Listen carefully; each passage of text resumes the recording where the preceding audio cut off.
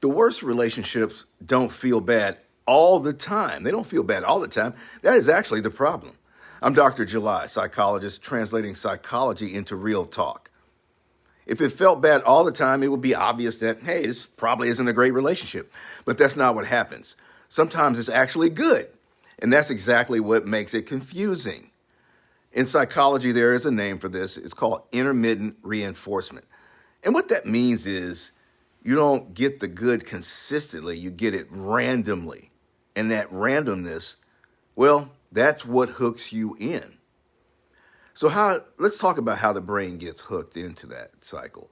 Your brain isn't wired necessarily for consistency. It's wired for reward prediction. If something good happens every time, your brain adapts.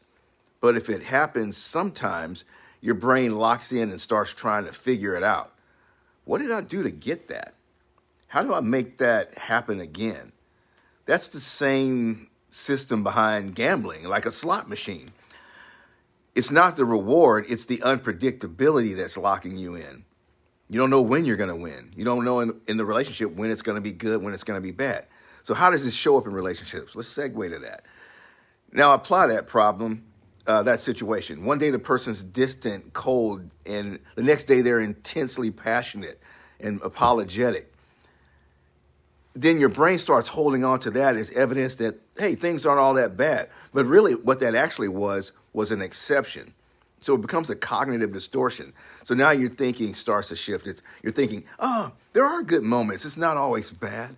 I've seen a different side of the person. What's happening here is not really clarity. It's pattern confusion. Your brain is trying to make sense of the inconsistency by, in this case, overweighting the positive moments. So why does it feel so real? Well, this is what makes it powerful. The good moments are real. They're not fake. You're not making it up or imagining it, but they're also not consistent. And your brain isn't great at really separating that all the time. You know, your brain's not necessarily looking at reliability as stability. So what ends up happening is these intermittent signals can get mixed. So here's the straight talk. Intermittent reinforcement sounds technical, but here's what it really means. Inconsistent good keeps you paying attention.